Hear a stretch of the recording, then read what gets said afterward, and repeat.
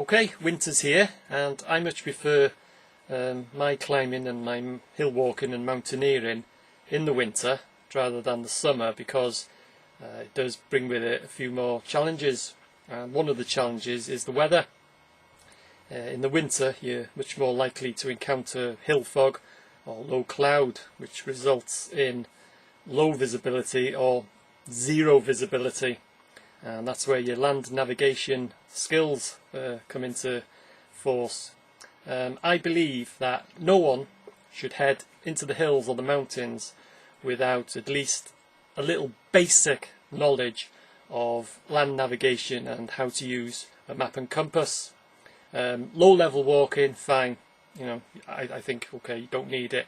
Obviously the skill would come in handy, but for low level walking it's fine. But anyone that ventures into the hills and mountains, I think, should have at least just some basic knowledge of land navigation and how to use a map and compass. Right, so you've decided to venture out into the hills and the mountains, and for your navigation skills, you've taken a look online, in the stores, in the magazines, and you've seen maps and compasses.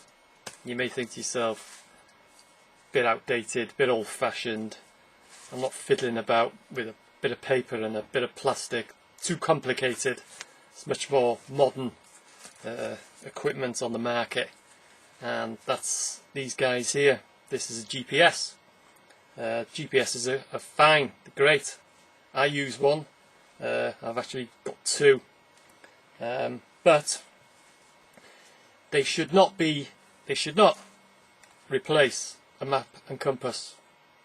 They should work together, or a GPS should back up a map and compass. They should not take over a map and compass. Don't get me wrong, GPSs are fine, GPSs are great. I won't use one myself. As I say, I use a map and compass more than I use my GPS. I use my GPS as a backup to my map and compass. GPSs, once you've configured them, they're absolutely great. They'll give you accurate bearings. They're absolutely spot on with their bearings. But at the end of the day, they're an electronic device that uses batteries. Batteries can fail. The actual device can fail. And also you can guarantee that if you're in the top of a mountain in a whiteout, or just low cloud, you literally can't see a hand in front of you, and when you really need something to navigate, this thing will pack in on you. Also, with this, as I say, this is GPS. This is bog standard. There are much more high-tech devices on the market, which are much more high-tech than this one. This is just an entry level, but as I say, I use it in conjunction. I use it as a backup to my map and compass, which is fine for me.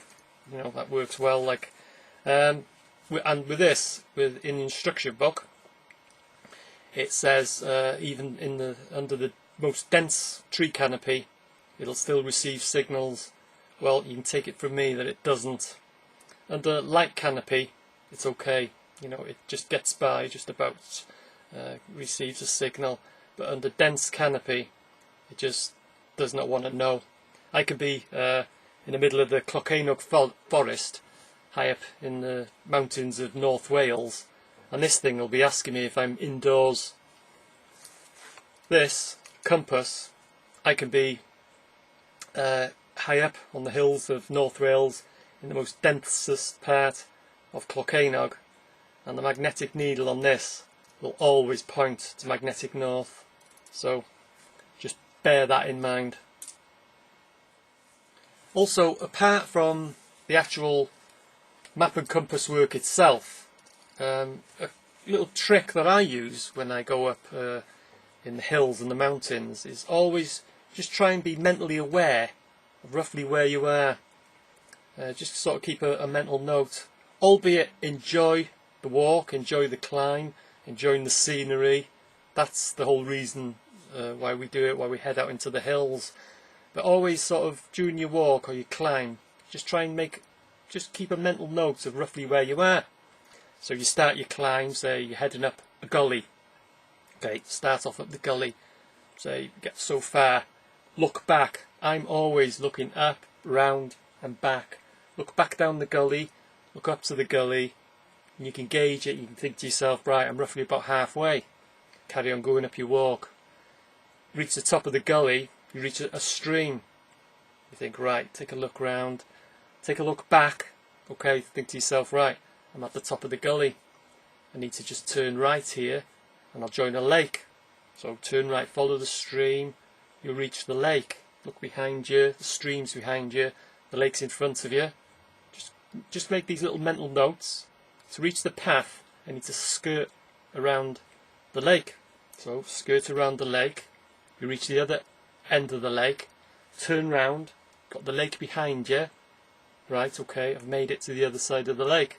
Then what happens is suddenly, if there's a hill fog or sudden low cloud suddenly drops down and you can't see a hand in front of you, what you could do then is get your map, open up your map, then have a look on your map. You'll be able to find out the start of the gully. Right, so, oh yeah, I remember that. Followed the gully up. Yeah, I remember stopping halfway, looking back. Yeah, okay, I remember that. And I carried on. Top of the gully, that's it. Find it on your map. That's it, I reached the stream. I remember that now, yeah. So I turned right, that's it, and I could see the lake. That's it, I remember now. I joined the lake. And to join this other path, to carry on up the mountain, I needed to skirt around the lake. Okay, you can see it on your map. Skirted around the lake. That's it, I remember looking back, seeing the lake behind me. That's it, I'm roughly about there. And then what happens is now, even though the clouds come down, you've got a white out, you know, you can't see hand in front of you, visibility is 0, you have found roughly where you are on the map. It won't be as accurate as a GPS, but it'll be accurate enough to either retrace your steps back down the mountain, or to get your compass out and use it in conjunction with your map to carry on your walk, to find the path and carry on your walk up the hill. Okay, just remember that. It's a good little trick to learn. Okay, so as I said before at the beginning, if you want to head out into the hills, there's nothing to stop you. Hill walking, mountain climbing, it's an absolute great adventure. But I think that anyone that does venture out into the hills and mountains should have at least a basic knowledge of map and compass work. Okay, fine, get yourself a GPS as well. You know, as I say, I've got nothing against these devices, but they should not take the place of a map and compass. On my channel I've got a playlist of about 20 videos of all aspects of map and compass work, from the basics up to a few advanced techniques, like aiming off, back bearings, resection and that type of thing. You don't necessarily have to know them skills, but they are a really useful skill to learn. So that's about it really. Take a look at my video, take a look at the playlist, and as I say, just learn the basics of map and compass work, because when you're out in the hills, you're up in the mountains and you've got hill fog, low cloud, which especially as I said this time of the year in the winter can happen literally in seconds. With this bit of paper and this bit of plastic and the knowledge up here, could save your life.